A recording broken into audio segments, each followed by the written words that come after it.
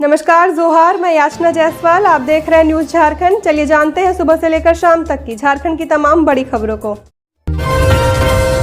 लातेहार में भाकपा माओवादियों का तांडव, निर्माण कार्य में लगी मशीनों को फूका, मजदूरों के साथ की मारपीट।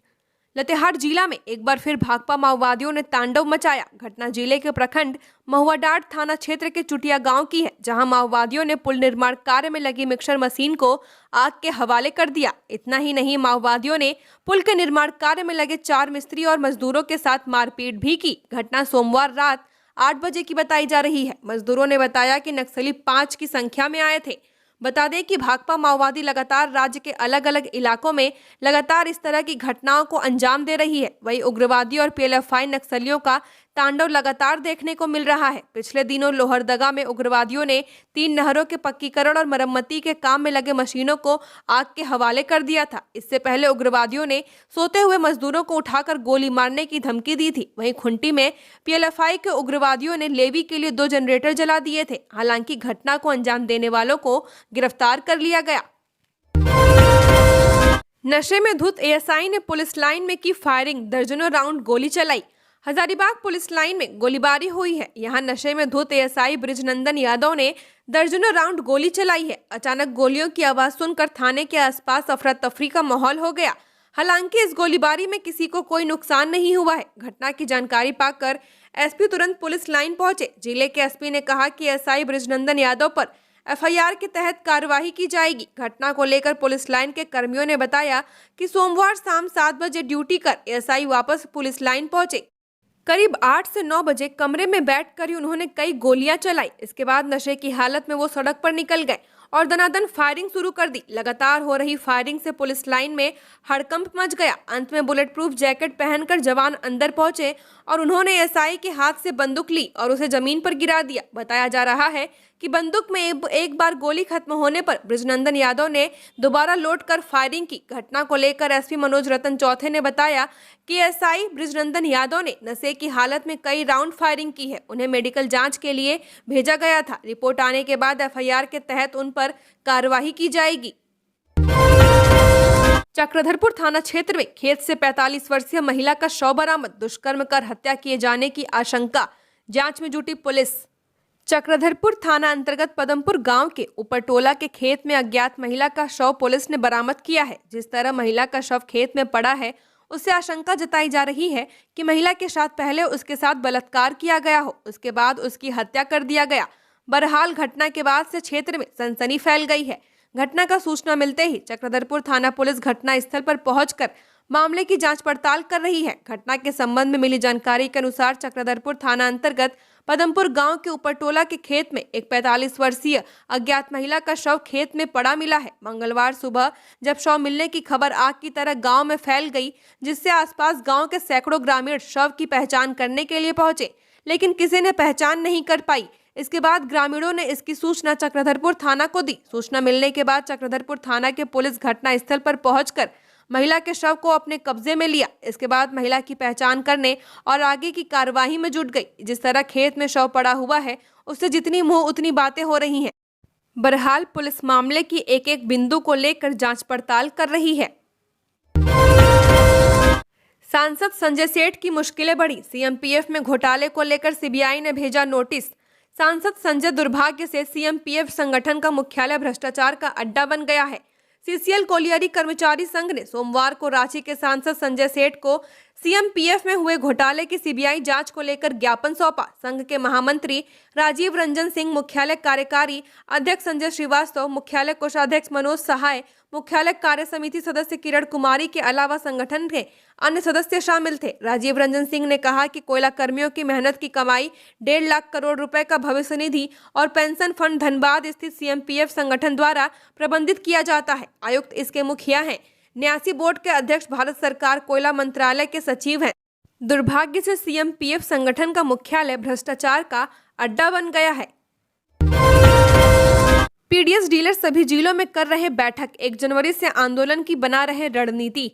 राज्य के 26,000 पीडीएस डीलर्स 1 जनवरी से हड़ताल पर चले जाएंगे। इसे लेकर पीडीएस डीलर्स की लगातार बैठक हो रही है। Fair price shop dealers association की ओर से हड़ताल का आह्वान किया गया है। सभी जिलों में बैठक कर संगठन आंदोलन की रणनीति और पीडीएस डीलर्स से आंदोलन समर्थन की मांग कर रहा है।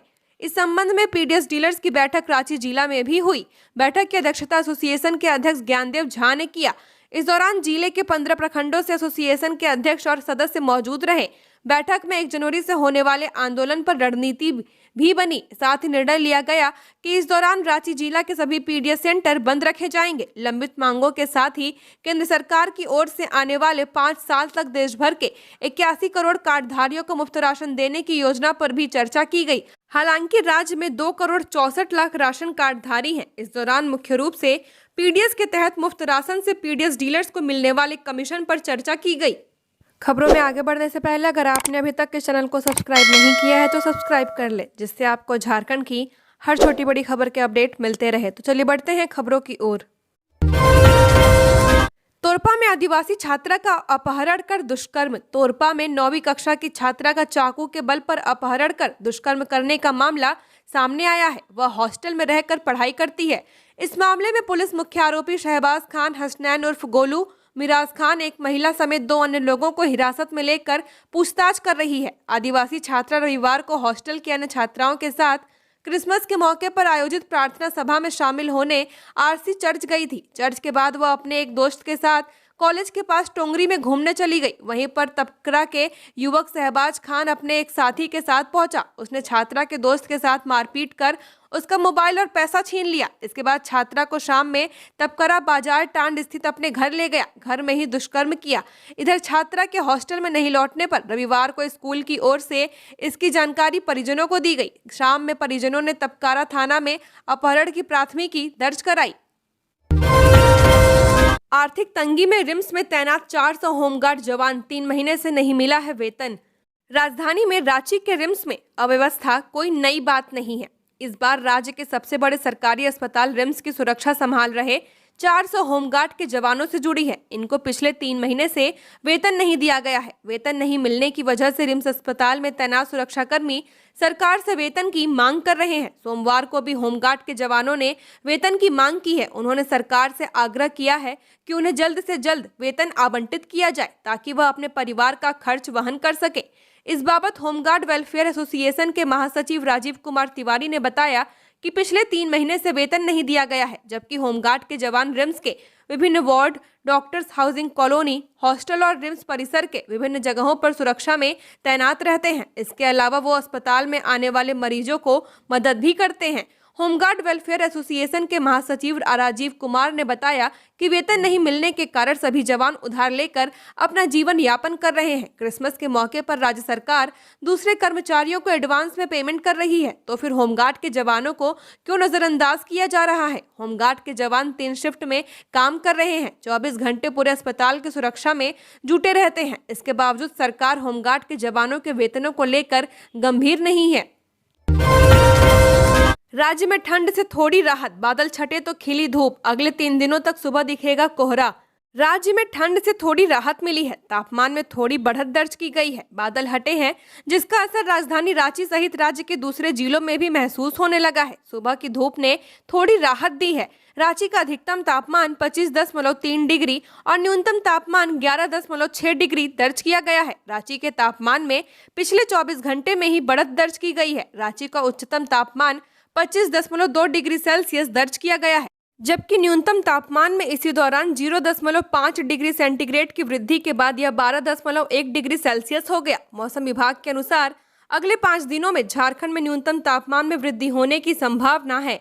राज्य के उत्तरी भागों में ठंड अधिक है। राज्य में न्यूनतम तापमान देवघर का दर्ज किया गया, जो 13.3 डिग्री सेल्सियस तक रहा, जबकि जमशेदपुर में सबसे अधिक तापमान दर्ज किया गया, जो 27.6 डिग्री रहा। मेदिनीनगर का 27.6 डिग्री रहा, जो पिछले दिन के मुकाबले करीब 5 डिग्री अधिक रहा। राज्य के विभिन्न शहरों में भी अधिकतम तापमान के बढ़ने से कनकनी कम हुई है। मौसम विभाग के अनुसार अगले 2-3 दिन तक सुबह में हल्के से मध्यम दर्जे का कोहरा हो सकता है। मौसम विभाग के अनुसार राज्य में अगले 3 दिनों के लिए तापमान में ज्यादा बदलाव नहीं होगा। कैश ऑन डिलीवरी का झांसा देकर ठगी कर रहे हैं साइबर अपराधी। जैसे जैसे पुलिस साइबर अपराधियों पर अपना दबिश बनाते जा रही है, वैसे वैसे साइबर अपराधी भी ठगी के नए नए तरीके का इस्तेमाल कर रहे हैं। अब साइबर अपराधी बड़ी बड़ी ऑनलाइन कंपनियों के नाम का सहारा लेकर उपभोक्ताओं को ठगी का शिकार बना रहे हैं। यह जानकारी गिरिडीह के एसपी दीपक कुमार शर्मा ने दी है। उपभोक्ताओं को सतर्कता बरतने का हिदायत देते हुए कहा कि वे साइबर अपराधियों के झांसे में न आए। बताया कि अब कैश ऑन डिलीवरी का झांसा देकर लोगों को ठगने का प्रयास किया जा रहा है। अब साइबर अपराधी उपभोक्ताओं को फोन करते हैं कि मैं फ्लिपकार्ट अमेजॉन से बोल रहा हूं, आपका एड्रेस कंफर्म करने के लिए यह कॉल है और आपके नाम का एक पार्सल आया है। यह पार्सल कैश ऑन डिलीवरी है, जिसका मूल्य चुकाकर आप अपने पार्सल को हासिल करें। ऐसी स्थिति में यदि आप कहते हैं कि आपने कोई पार्सल ऑर्डर किया है, नहीं तो आपको फोन करने वालों के द्वारा यह सुझाव दिया जाएगा कि आप ऑर्डर कैंसिल करने के लिए अपने फोन पर 401# दबाएं और फिर वह एक नंबर आपको डायल करने को कहेगा। यदि आप ऐसा करते हैं तो थोड़ी ही देर में आपकी राशि बैंक खाते से निकाल ली जाएगी। बताए गए नंबर पर डायल करने से आपका पूरा कॉल और SMS डाइवर्ट हो जाता है। ऐसी स्थिति में आपके मोबाइल पर आने वाला OTP उसकी नज़र में होगा, जिसके जरिए वह आपके बैंक खाते से राशि की निकासी कर सकेगा। ऐसे साइबर अपराधियों से आम लोगों को सतर्क रहने की जरूरत है। रांची में होंगे FIH हॉकी ओलंपिक क्वालिफायर के मैच। भारत का पहला मुकाबला इस टीम से होगा। राजधानी रांची को FIH महिला हॉकी ओलंपिक क्वालिफायर 2024 की मेजबानी मिली है। 13 से 19 जनवरी 2024 तक मरांग गोम के जयपाल सिंह मुंडा हॉकी स्टेडियम खिलाड़ियों से गुलजार रहेगा। प्रतियोगिता में भारतीय टीम के अलावा 8 और अलग अलग टीमें होंगी। इस प्रतियोगिता में भारत की महिला टीम की पहली भिड़ंत 13 जनवरी को अमेरिका से होगी। वहीं टीम इंडिया में झारखंड की सलीमा टेटे, निक्की प्रधान, संगीता कुमारी और ब्यूटी डुंगडुंग को शामिल किया गया है। एक बार फिर से झारखंड की बेटियां अपने घरेलू मैदान पर खेल का जौहर दिखाएंगी। वहीं अपना अगला मैच टीम इंडिया 14 जनवरी को न्यूजीलैंड के खिलाफ खेलेगी। 16 जनवरी को टीम इंडिया का मुकाबला इटली से होगा। 13 से 19 जनवरी 2024 तक होने वाले इस प्रतियोगिता में भारत के अलावा इटली, चीन, जापान, चेक रिपब्लिक, जर्मनी, न्यूजीलैंड और यूनाइटेड स्टेट्स ऑफ अमेरिका शामिल है। इस प्रतियोगिता से सबसे अच्छा प्रदर्शन करने वाले 3 देशों की टीम जुलाई 2024 में होने वाली पेरिस ओलंपिक के लिए क्वालिफाई करेंगी। पेरिस ओलंपिक 2024 में जगह बनाने के लिए भारतीय टीम इन दिनों आगामी प्रतियोगिता के लिए जमकर पसीना बहा रही है। आक्रामक खेल शैली के मशहूर भारत की शीर्ष मिडफील्डर सलीमा टेटे रांची में अपने घरेलू टर्फ पर खेलने के लिए उत्साहित हैं। सलीमा टेटे ने मीडिया से बातचीत के दौरान कहा कि रांची लौटना हमेशा एक घर वापसी जैसा लगता है। यह शहर मेरे दिल में एक विशेष स्थान रखता है। यहीं पर हॉकी के प्रति मेरा प्यार विकसित हुआ और जहां मैंने अपने कौशल को निखारा। यहाँ प्रशंसकों का समर्थन और ऊर्जा जबरदस्त है। उनका उत्साह मैदान पर हमारे दृढ़ संकल्प को बढ़ावा देता है। सविता पुनिया टीम की कप्तान होंगी। सविता की कप्तानी वाली 22 सदस्यीय टीम में बीजू देवी, खारीबाम, गुरजीत कौर, निक्की प्रधान, उदिता, इशिका चौधरी, अक्षता अब्बासो ढेकाले, निशा, वैष्णवी विट्ठल फाल्के, मोनिका, सलीमा टेटे, नेहा, नवनीत कौर, सोनिका, ज्योति और बलजीत कौर, ज्योति छत्री, संगीता कुमारी, दीपिका, वंदना कटारिया, ब्यूटी डुंगडुंग और शर्मिला देवी शामिल हैं।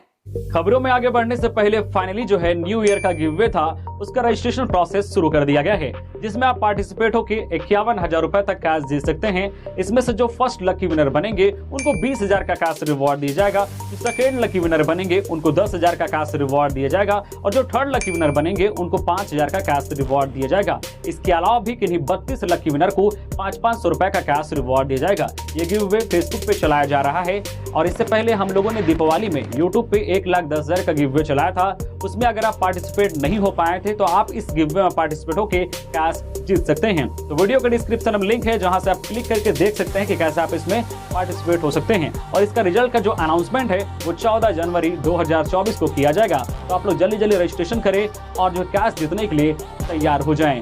चलिए हम लोग बढ़ते हैं अपने खबरों की ओर। आप लोग रजिस्ट्रेशन करें। धन्यवाद। पर्यटकों से पटा गिरिडीह का खंडोली। एसपी ने लोगों की सुरक्षा के लिए किए खास इंतजाम। नए साल के आगमन से पहले लोग गुजरते हुए साल के आखिरी में सैर सपाटा भी कर रहे हैं। गिरिडीह के मशहूर पर्यटन स्थल खंडोली में भी कुछ ऐसा ही दिख रहा है। हर रोज यहाँ पिकनिक मनाने वालों और घूमने आने वालों की संख्या बढ़ती जा रही है। इनकी सुरक्षा को लेकर जिले के एसपी दीपक कुमार शर्मा ने पूरे इलाके का जायजा लिया। एसपी दीपक कुमार ने खंडोली में सुरक्षा के इंतजाम का जायजा लेने के बाद कहा कि सैलानियों को भयमुक्त माहौल देना पुलिस प्रशासन की जिम्मेदारी है। उन्होंने कहा कि पिकनिक के मौसम में पुलिस के जवानों को पर्यटन स्थल पर चौकसी बरतने के निर्देश दिए गए हैं ताकि लोग अपने परिवार के बच्चों और महिलाओं के साथ सुरक्षित माहौल में सैर सपाटे का आनंद उठा सके। उन्होंने कहा कि खंडोली पुलिस चौकी को ओपी बनाने का प्रस्ताव जाएगा। फिलहाल चौकी में महिला बल समेत IRB के 15 जवानों को तैनात किया गया है। किसी भी प्रकार की समस्या होने पर पर्यटक खंडोली पुलिस चौकी में फौरन सूचना दे। मौके पर एसपी ने कहा कि पर्यटन स्थल में शराबियों और असामाजिक तत्वों पर नजर रखने की कड़ी हिदायत दी गई है। शराब पीकर हुड़दंग करने वालों के खिलाफ सख्त कार्रवाई का निर्देश दिया गया है। मौके पर एसपी ने लोगों को क्रिसमस की बधाई दी और खंडोली की सुरक्षा व्यवस्था पर संतुष्टि जताई है। ग्रामीण विकास विभाग 9 माह बाद भी संविदा कर्मियों को 7वें वेतनमान के अनुरूप वेतन फिक्सेन नहीं। मंत्री ने कहा 29 को करेंगे बैठक। कैबिनेट के फैसले के 9 माह बाद भी ग्रामीण विकास विभाग ने संविदा पर कार्यरत कर्मियों को 7वें वेतनमान के अनुरूप मानदेय स्वीकृति नहीं किया है। 9 माह बाद भी सिर्फ फाइल को इधर उधर विमर्श के नाम पर भेजकर छोड़ दिया जा रहा है। इस पर अब तक निर्णय नहीं लिया जा सका है। इसका सीधा वित्तीय नुकसान विभाग के अंतर्गत कार्यरत मनरेगा, DRDA सहित अन्य संविदा कर्मियों को हो रहा है। इस संबंध में ग्रामीण विकास मंत्री आलमगीर आलम का कहना है कि हम लोगों ने फाइल वित्त विभाग के समक्ष भेजा था, वहां से क्या विमर्श आया है उसे हम अभी देखे नहीं हैं। 29 दिसंबर को विभाग के अधिकारियों के साथ बैठक करेंगे, जिसमें इस पर भी अधिकारियों से जानकारी लेंगे और आगे उचित निर्णय लेंगे। जेलों में छापेमारी, कैदियों से पूछताछ, नहीं मिला कोई संदिग्ध सामान। झारखंड के 7 जेलों में सोमवार को एक साथ छापेमारी की गई। रांची के बिरसा मुंडा केंद्रीय कारागार के अलावा पलामू, धनबाद, हजारीबाग, साहिबगंज, देवघर और जमशेदपुर की जेलों में एक साथ छापेमारी की गई। देर रात तक चली छापेमारी की इस कार्रवाई में संबंधित जिलों के प्रशासनिक अधिकारियों ने वहां बने भोजन का नमूना लिया और कैदियों से बातचीत की। किसी भी जेल से किसी आपत्तिजनक सामान के मिलने की खबर नहीं मिली है। रांची में जिला प्रशासन की टीम ने बिरसा मुंडा केंद्रीय कारागार में बने कैदियों के सेल की जाँच की। इस दौरान टीम ने 200 कैदियों का बयान दर्ज किया। कैदियों से खाना के बारे में जानकारी ली गई। पूछा गया कि खाना कैसा मिलता है, खाना देने का समय क्या है, खाने में क्या क्या दिया जाता है। पूछा गया कि पेट भर खाना मिलता है कि नहीं। प्रशासन की टीम से मिली जानकारी के अनुसार कैदियों के दर्ज बयान को जेल IG को भेजा जाएगा। बंदगांव के भाजपा नेता कुशपूर्ती के भाई की हुई मौत, विभिन्न दलों के नेताओं ने जताया शोक। पश्चिमी सिंहभूम जिले के बंदगांव प्रखंड के भाजपा के कराईकेला मंडल अध्यक्ष कुशपूर्ती के भाई लवपूर्ती की मौत हो गई। मौत के कारणों का अब तक पता नहीं चल पाया है। मिली जानकारी के अनुसार लवपूर्ती रोज की तरह मंगलवार सुबह मॉर्निंग वॉक के लिए निकले थे। इस दौरान अचानक वे मूर्छित होकर गिर पड़े। बाद में आनन फानन में उन्हें चक्रधरपुर रेलवे अस्पताल लाया गया, जहाँ डॉक्टरों ने जाँच उपरांत उन्हें मृत घोषित कर दिया। हालांकि इसके बाद परिजनों ने शव को चक्रधरपुर अनुमंडल अस्पताल लाया, जहां डॉक्टरों ने भी जांच पड़ताल कर उनकी मृत्यु की पुष्टि कर दी। सड़क दुर्घटना में एक व्यक्ति की मौत, 3 लोग घायल। झारखंड में जमशेदपुर के गुरमा इलाके के पास सोमवार को एक वाहन के अनियंत्रित होकर पलट जाने की घटना में एक व्यक्ति की मौत हो गई और 3 अन्य लोग घायल हो गए। पुलिस ने यह जानकारी दी। पुलिस ने बताया कि घटना उस समय हुई जब 5 लोगों को ले जा रहे वाहन के अगले टायर की हवा निकल गई, जिससे वह राष्ट्रीय राजमार्ग 33 पर पलट गया। पुलिस के मुताबिक सभी 5 यात्री कोलकाता के रहने वाले हैं। पुलिस ने बताया कि स्थानीय लोग मौके पर पहुंचे और घायलों को MGM अस्पताल ले गए, जहां एक व्यक्ति की मौत हो गई। पुलिस के एक अधिकारी ने बताया कि अस्पताल में भर्ती 3 घायलों की स्थिति नाजुक बताई जा रही है। रांची में वाहन चोर गिरोह का पर्दाफाश, सेल्फ ड्राइव के नाम पर लेते थे किराए पर गाड़ी, फिर हो जाते फरार। जिला पुलिस ने एक बड़े शातिर वाहन चोर गिरोह का पर्दाफाश किया है। इस गिरोह के सदस्य सेल्फ ड्राइव बिना ड्राइवर के नाम पर वाहन बुक कराते और फिर उसे दूसरे राज्य में ले जाकर खपा देते थे। एयरपोर्ट थाना की पुलिस ने इस गिरोह के 2 सदस्यों को पोटका से गिरफ्तार किया है। इन सदस्यों के पास से पुलिस ने चोरी की 2 जीप बरामद किया है। गिरफ्तार आरोपियों में बिहार के मोकामा के रहने वाले राहुल रंजन और जमशेदपुर के तूफान मंडल शामिल हैं। पूछताछ में आरोपियों ने पुलिस को बताया कि वे सूट बूट में ही गाड़ी बुक करने के लिए ट्रैवल एजेंसी में पहुंचते थे, ताकि एजेंसी के लोगों को यह लगे कि वे अमीर परिवार के सदस्य हैं, उनकी गाड़ी लेकर भाग नहीं सकते हैं। इस गिरोह के सदस्यों ने एयरपोर्ट इलाकों से सेल्फ ड्राइव करने के लिए गोप ट्रैवल एजेंसी से सितंबर 2023 को एक गाड़ी ली थी। इसके बाद आरोपियों ने उस गाड़ी को कोलकाता में बिक्री कर दी। इस मामले में पुलिस ने एक आरोपी अभिजीत को गिरफ्तार कर जेल भेज चुकी है। उसके बयान के आधार पर एयरपोर्ट पुलिस ने दोनों आरोपियों को रविवार को गिरफ्तार किया, जब दोनों आरोपी जीप को कोलकाता में बिक्री के लिए ले जा रहे थे। इसी बीच पुलिस ने पकड़कर कागजात मांगे, तब पूछताछ में आरोपियों ने पुलिस के समक्ष अपना जुर्म स्वीकार कर लिया। गिरफ्तार आरोपियों से पूछताछ में पुलिस को अहम जानकारी मिली है। आरोपियों ने खुलासा किया कि वे 4 दिन पहले बनारस से 2 जीप थार सेल्फ ड्राइव करने के लिए बुक किए थे। ट्रैवल एजेंसी से बनारस घूमने के नाम पर आरोपियों ने गाड़ी ली थी। इसके बाद वे दोनों गाड़ी लेकर झारखंड पहुंच गए। उन दोनों गाड़ी को कोलकाता में कुछ लोगों से संपर्क किया और गाड़ी लेकर सौदा करने निकले थे। इसी बीच पुलिस ने उन्हें पकड़ लिया। गोड्डा जेल में छापेमारी, कैदियों से हो रही पूछताछ। गोड्डा मंडल कारागार में सघन छापेमारी के साथ तलाशी की जा रही है। इस दौरान जेल के प्रत्येक वार्ड की सघन जांच के साथ विभिन्न वार्डों में बंद विचाराधीन कैदियों से पूछताछ भी की गई है। गोड्डा डीसी के नेतृत्व में आज सुबह से सदल बल सघन छापेमारी जारी है। अभियान में एसडीएम, एसडीपीओ और जिला पुलिस बल के जवान भी शामिल हैं। देरी का खामियाजा, चंदवा के टोरी में आरओबी निर्माण की लागत 28.92 करोड़ से बढ़कर हुई 71.46 करोड़। ईई ने एनएच विंग को सौंपा प्रस्ताव। चंदवा के टोरी में आरओबी निर्माण कार्य 18 माह बाद भी शुरू नहीं होने की वजह से इसकी लागत लगभग 2.5 गुना बढ़ गई है। नेशनल हाईवे के कार्यपालक अभियंता ने राज्य सरकार को इससे अवगत कराया है। लैंड का नेचर बदलने और अलाइनमेंट में परिवर्तन की वजह से टोरी आरओबी का निर्माण की लागत काफी बढ़ गई है।